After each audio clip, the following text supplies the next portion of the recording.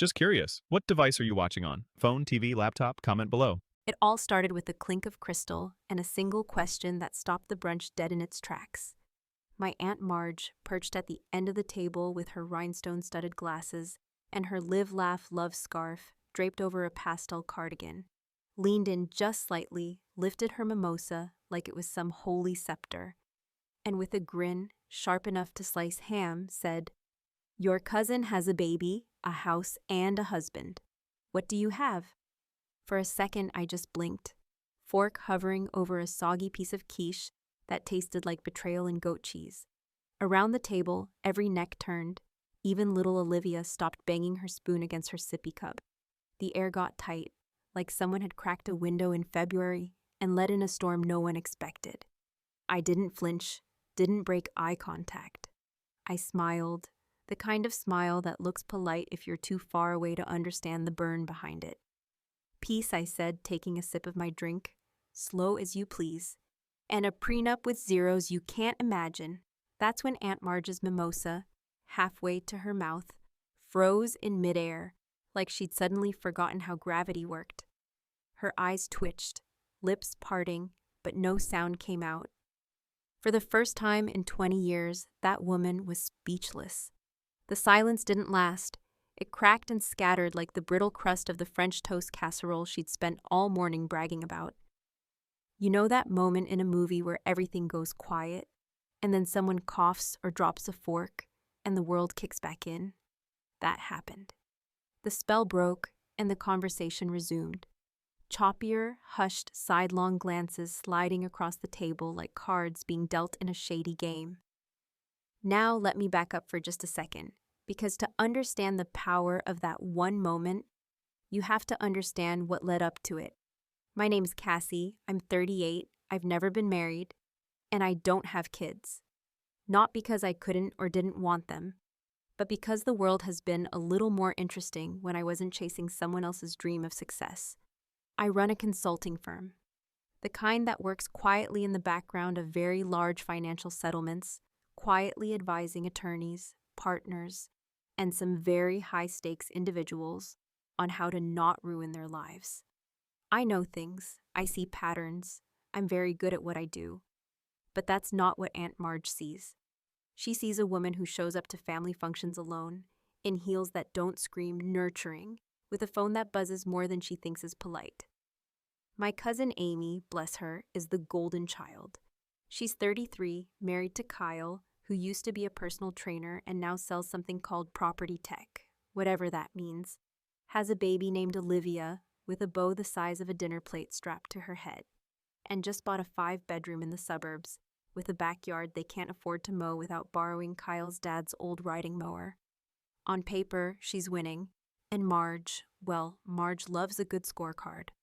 When I walked into brunch that morning, late of course, because Derek had surprised me with breakfast in bed and some very satisfying morning activities, I didn't expect a confrontation. I expected passive-aggressive questions about my schedule, maybe a few side glances at my wardrobe, and a lot of fake praise toward Amy's Pinterest-perfect life. But Marge went in harder this time.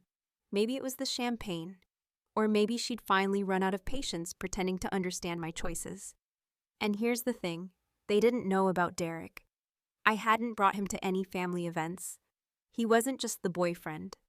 Derek was my business partner, a former tax attorney with a knack for ironclad contracts and an instinct for sniffing out buried lies. He was calm, understated, handsome in that quiet, rich kind of way that doesn't scream for attention but commands it anyway. We'd been together for a little under 2 years, and though marriage wasn't on the immediate table, we'd long since drafted the kind of prenup that made insurance underwriters blush. So when I said what I said about peace, about zeros, it wasn't just a flex. It was a deliberate push, a message. I wasn't Amy. I wasn't chasing a white picket fence. I'd built a fortress of independence, and it came with a view, a custom espresso machine, and security you couldn't just shake with a catty remark. Still, after the mimosa froze and the table crackled back to life, I caught Amy watching me, not just looking, watching. Something flickered in her eyes. Not resentment exactly, something else. Worry? Jealousy? Maybe just curiosity. Hard to say. She didn't say much the rest of brunch, just quietly spooned mashed carrots into Olivia's mouth while Kyle scrolled through his phone under the table. And Marge? She didn't push again. Not that day. But she was rattled. Her movements stiffened, and when she asked if anyone wanted seconds, she didn't look at me. I knew I'd hit a nerve. But I also knew Marge well enough to realize this wasn't over. She was the type to regroup, replot, and come back with sharper claws, which was fine by me, because if Aunt Marge wanted a comparison game, she just started a match she couldn't win, and I had patience. More importantly, I had receipts. And as I watched Amy sneak one last glance in my direction, uncertain, maybe a little afraid, I knew this wasn't just about me anymore. Something was off in her perfect little life, and I was going to find out exactly what. If there was one thing that family events reliably exposed, it wasn't just mismatched silverware or undercooked deviled eggs.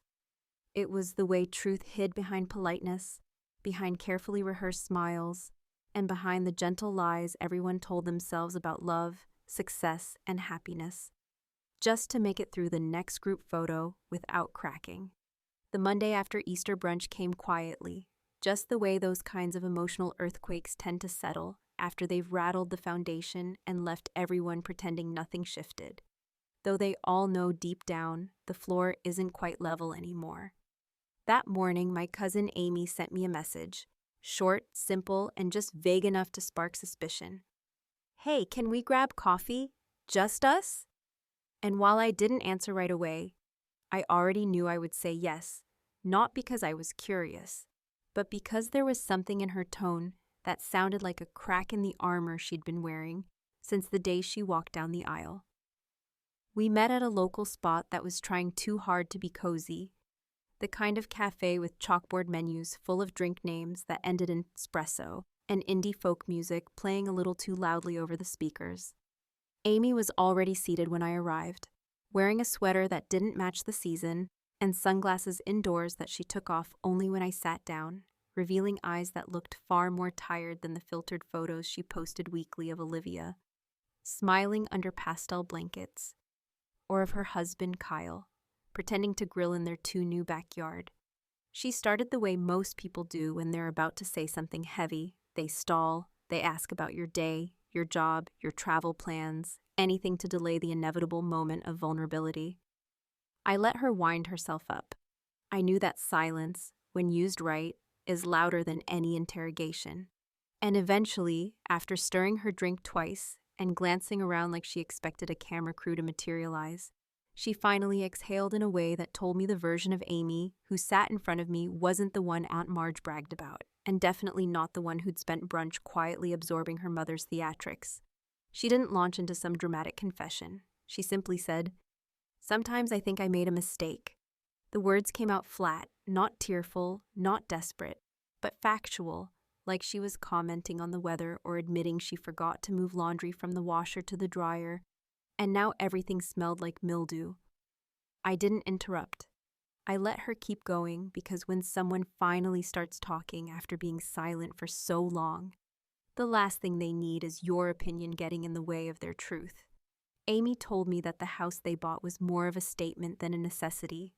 A 4-bedroom in a cul-de-sac filled with other couples who all had the same lawn chairs and the same wine subscriptions and the same fear of their children attending public school. Kyle, she said, wasn't cruel, but he'd become distant, defensive, and obsessed with the numbers, mortgage rates, property value trends, baby formula costs, his job stock options. They talked less and argued more, and the version of themselves they posted online felt like an aspirational ad campaign they were failing to live up to. She wasn't asking me for advice, she clarified. She just didn't have anyone else to say it out loud to without it becoming gossip or ammunition. As she spoke, I realized that while Aunt Marge had been busy constructing a public narrative of her daughter's perfection, Amy had been quietly suffocating under it. The pressure to maintain the image wasn't just coming from social media or neighborly comparison. It was coming from inside the house, from Marge's voice ringing in her ears every time she hesitated, every time she wondered if she wanted something else, something different. And when Amy paused, unsure if she'd said too much, I simply nodded, not because I agreed with her decisions, but because I recognized that kind of loneliness, the kind that creeps in even when your bed is full and your dinner table seats 6. She thanked me for listening genuinely, and I told her something I hadn't planned to say. You don't owe anyone a picture-perfect life. Not your mom, not Kyle, not the internet. Her eyes filled then, not with sobs, but with the quiet devastation of someone who didn't realize how much they'd needed permission to stop pretending. But just as the conversation started to settle, just as I reached for my cup to pivot the topic towards something lighter, something easier to digest in public, Amy's phone buzzed. She checked it, paled slightly, and held the screen up without saying a word. It was a group text, one that included a handful of our extended relatives, Marge's sisters, a cousin or two, and even our grandmother. The message, clearly forwarded from Marge's phone, read, "Please pray for Amy and Kyle. They're thinking of selling the house. Financial stuff. Not a big deal, but still." My jaw clenched before I even processed the full meaning. Amy hadn't told her yet. We'd just talked. Marge either overheard something at brunch or had been snooping, again. I looked up at Amy, whose hand was now trembling slightly, and asked, "Did you already talk to her?" She shook her head no, lips pressed so tight they were turning white. It wasn't just an invasion of privacy. It was a preemptive strike. Marge was already spinning the narrative, controlling the story before Amy even had a chance to tell it herself. And in that moment, as I sat there watching Amy unravel bit by bit, I knew something had shifted. Marge wasn't just overbearing. She was calculated, strategic. The kind of person who would weaponize sympathy before anyone else had the chance to ask real questions. And I knew something else too, that Marge wasn't going to stop until every branch of the family tree knew Amy's life was falling apart, unless someone stopped her first. And if there was one thing I was truly exceptional at, it was turning gossip into justice, one careful move at a time. The thing about family gossip, especially the brand that simmers quietly under the guise of concern, is that it spreads faster than any wildfire, and it doesn't just burn indiscriminately. It scorches with precision, always landing first where it can do the most reputational damage. And by the time you've caught the scent of smoke, it's already too late to contain it with facts or explanations. After I left that coffee shop with Amy, after I watched her shrink beneath the weight of her mother's meddling made public through a single forwarded message wrapped in passive prayer, I sat in my car, key in the ignition, staring through the windshield at nothing in particular, while the engine idled and my fingers slowly curled into fists against the steering wheel. I wasn't just angry on Amy's behalf, though that alone would have been enough to spark retaliation. I was furious at the familiar pattern, at the way Marge had once again hijacked the narrative with her usual sugar-coated sabotage, painting herself as the concerned mother while carefully laying the groundwork for whispers that would circle back to her door as questions she'd pretend not to have planted. There are few moments in life more satisfying than the one where you realize the person who's been pushing you into a corner for years has just given you the perfect excuse to stop playing nice. And as I sat there with the ghost of Amy's shame still lingering in my ears, I decided that I wasn't going to sit back and let Marge rewrite the next chapter of Amy's life without giving her something to choke on in the process. I didn't need to go nuclear, not yet. What I needed was something quieter, more elegant, something that would feel to the outside world like karma, inevitable, clean, and entirely deserved. I started with a text, not to Amy, but to my cousin Beth, who lived 2 states away, had a minor Instagram addiction, and who, in all fairness, didn't usually involve herself in family drama unless someone tagged her in it. Beth had a knack for asking the questions no one else had the nerve to, and she did it with the kind of wide-eyed innocence that made people forget she was also ruthlessly observant. I simply asked her if she'd heard anything interesting from Marge lately, which was the social equivalent of tossing a match into dry brush. Within 20 minutes, I had 3 screenshots and a voice memo forwarded to my inbox. all from a private group chat of cousins who'd been rehashing Marge's message with varying degrees of faux sympathy and unspoken glee. One in particular stood out.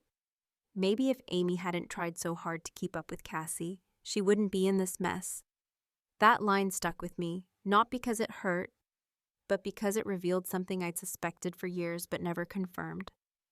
Marge wasn't just proud of Amy's so-called accomplishments. She'd been using them as a way to passive-aggressively compete with me, measuring her daughter's milestones against mine, like she was still trying to win a prize from a game no one else was playing.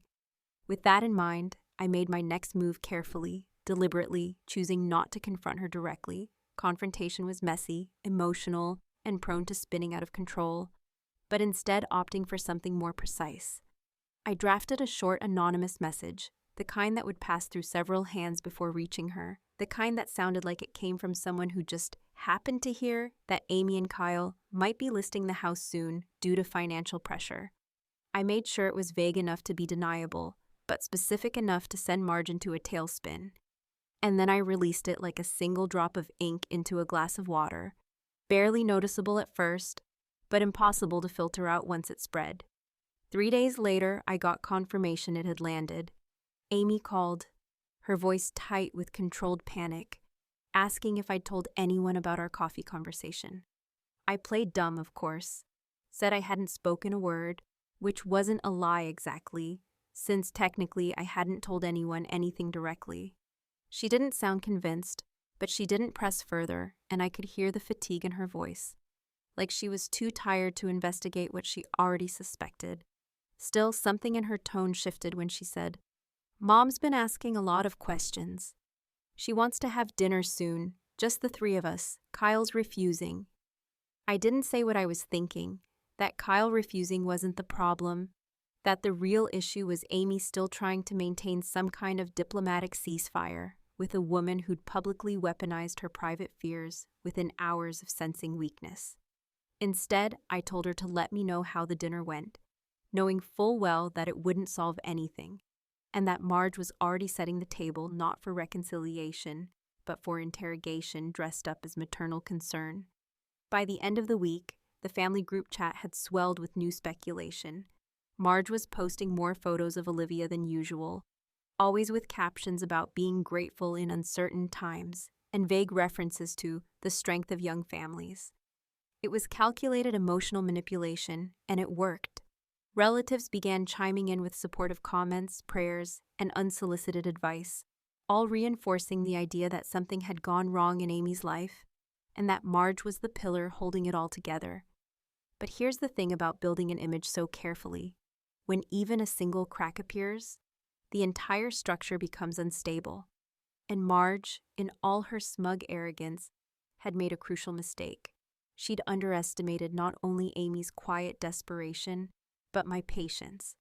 Because what she didn't know, what none of them knew, was that while she was busy curating concern and harvesting sympathy, I was already collecting receipts, and not just on her. I had reason to believe that Kyle, the once proud husband and now disinterested father, had made a few financial missteps of his own. Missteps that Marge didn't know about yet, and ones that, if exposed at the right moment, would completely unravel the narrative she'd spent years constructing around her daughter's domestic bliss. But timing was everything. And the next family gathering was coming up in just under 2 weeks. Another brunch, another round of mimosas, and another chance to steer the story away from pity and into something far more satisfying. It was no longer just about defending Amy. It was about making sure Marge never confused her control for love again.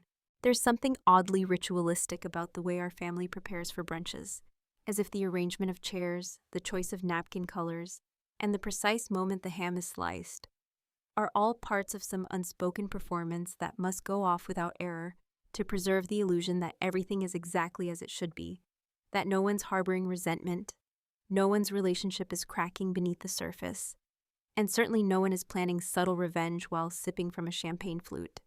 When the next brunch invitation came, texted by Marge with her usual passive enthusiasm and laced with phrases like, "Just a casual catch-up and would love to see everyone's smiling faces," I knew 2 things without a doubt. First, that she was still spinning the same web of control and public narrative management, and second, that she had no idea I'd been quietly rearranging the threads behind her back. I accepted the invitation without hesitation, and for the first time, I told Derek he should come with me, not as a +1 in the traditional hand-holding, compliment-collecting sense, but as a presence, a living question mark that I could drop right into the center of Marge's carefully curated world. Derek understood immediately what I was doing. That was part of the reason we worked so well together, because where I saw emotional patterns and social manipulation, he saw the structural flaws in the contracts people made with themselves to justify staying in broken systems. He didn't ask questions or make suggestions. He simply picked out a shirt that made his eyes look expensive and said he'd drive. We arrived fashionably on time, which in our family means arriving 10 minutes later than Marge wants you to, and 5 minutes earlier than the cousins who bring screaming toddlers and empty Tupperware for leftovers. The house was pristine, of course. Lavender-scented candles flickering on windowsills, trays of lemon-glazed pastries arranged like museum pieces, and Marge herself waiting at the door with the kind of smile that didn't reach her eyes and a hug that felt more like a pat-down. Her gaze flicked to Derek just long enough to register confusion and the beginning of a judgment she couldn't quite shape yet, but she recovered quickly, complimenting his blazer and ushering us inside with the syrupy hospitality of someone who suspects she's lost control of the narrative but doesn't yet know how or when it happened.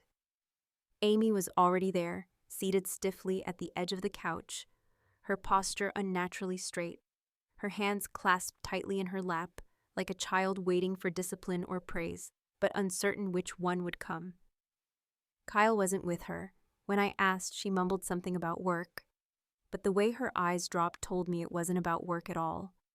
Marge pretended not to notice the tension, or maybe she noticed it too much and was determined to gloss over it with extra mimosas and anecdotes about neighbors' new kitchen remodels. She barely looked at Amy, which in itself was telling, and instead focused all her attention on performing normalcy for the rest of the room.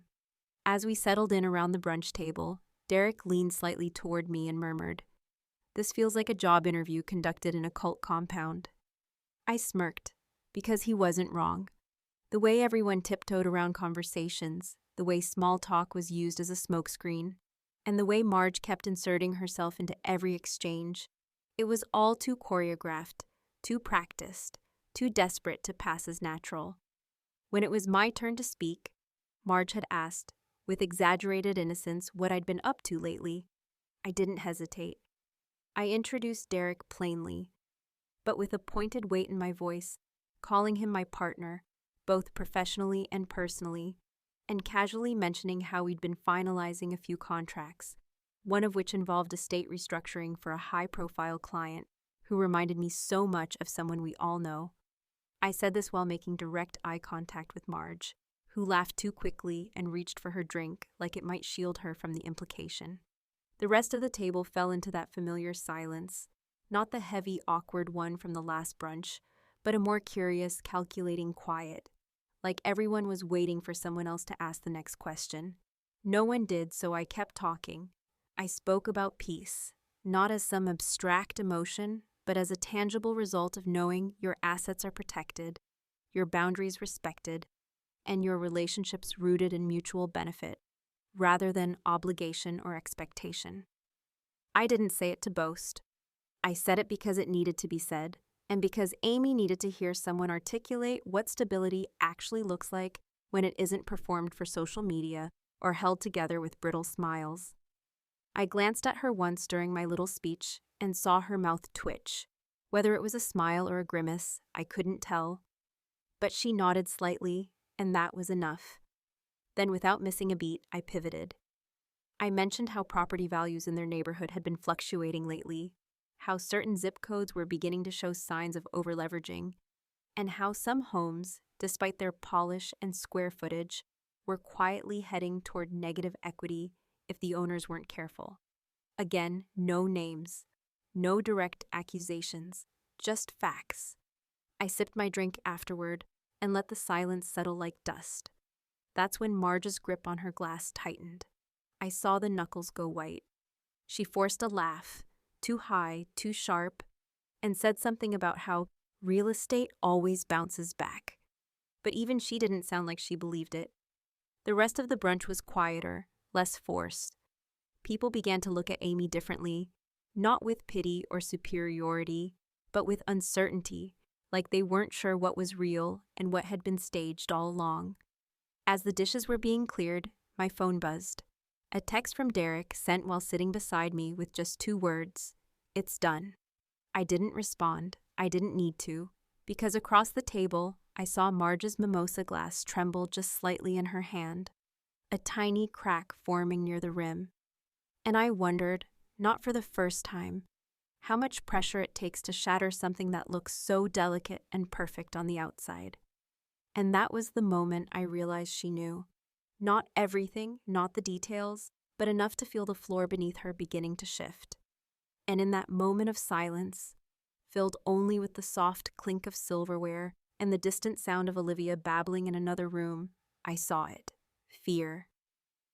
Not just the fear of losing control, but the deeper, colder fear of being exposed. And I knew that the final move was coming. One more step.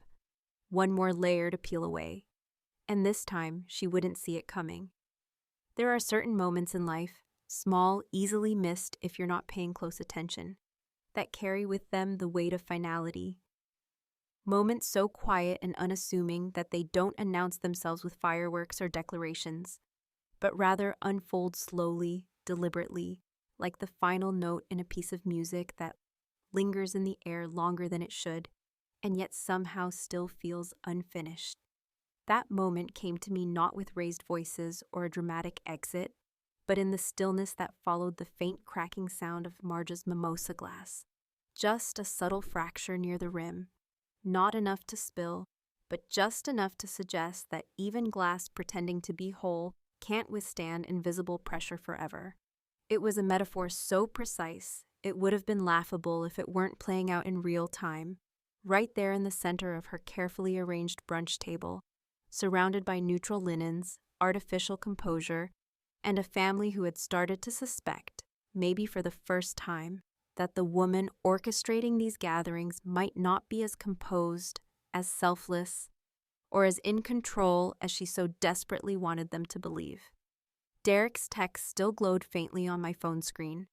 2 words that confirmed everything we'd worked for in the background, months of quiet research, legal insight, and strategic redirection, all culminating in a single digital message that, while concise, signified the unmaking of a fiction Marge had spent decades constructing, brick by painstaking brick. It wasn't dramatic, not in the cinematic way that so many people expect revenge to be. There was no grand exposure, no table-flipping confrontation, no shouts or accusations hurled across the room like plates in a kitchen argument. It was far more elegant than that, far more satisfying in its subtlety. You see, what Derek had done wasn't illegal, and it wasn't cruel. It was precise. We had uncovered during a conversation that began innocently enough over wine and estate documents that Kyle had co-signed a small business loan for a friend, a man who was, by all accounts, charming, persuasive, and completely incapable of turning a profit.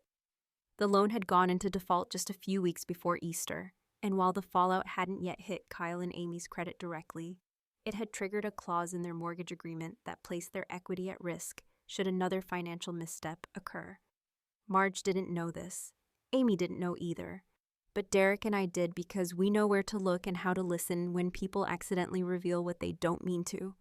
And so, with surgical precision, we ensured that a certain email made its way, anonymously of course, to Marge's inbox the night before the brunch, an innocuous-looking newsletter update from a housing trends firm that Derek's office occasionally collaborated with, containing a detailed but generic explanation of how second-hand liability through defaulted co-signed loans can quietly threaten primary home ownership.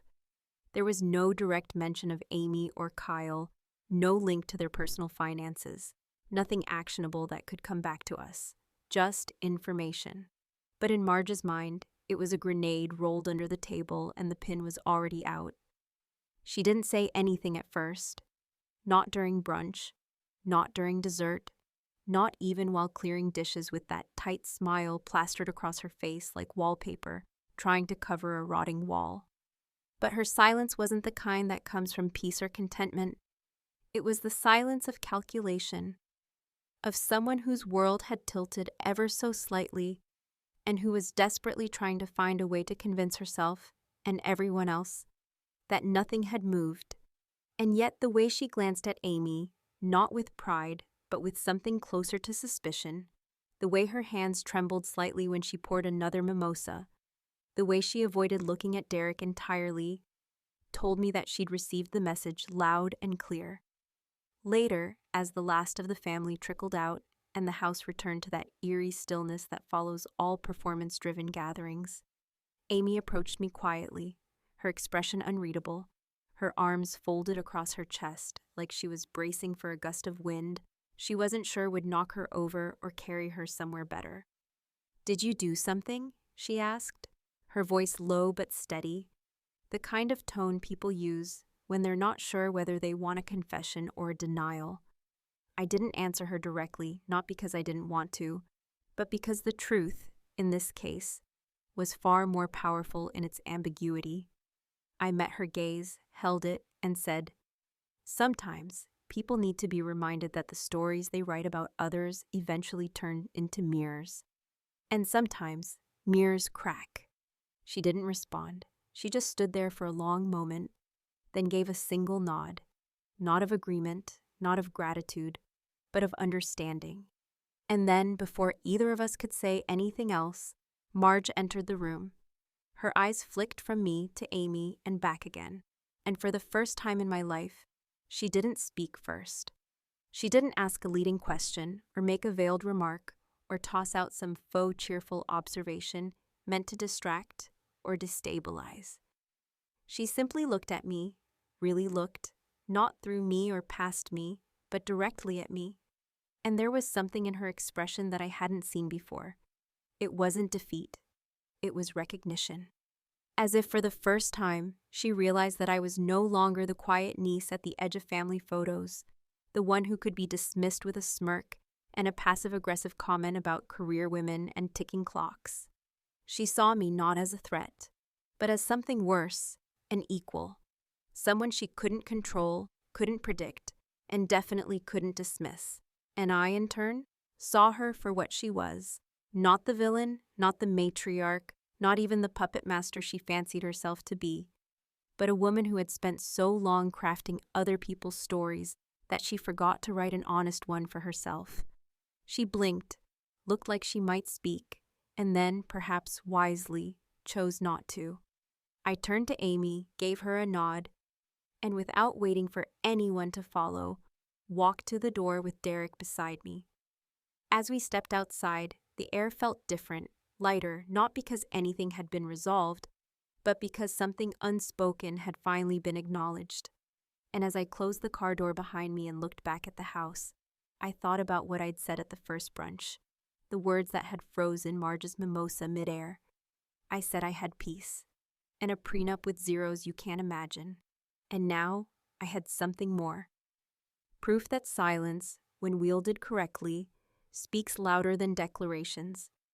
And power, when rooted in truth, doesn't need applause, only distance, and the satisfaction of a quiet, final win.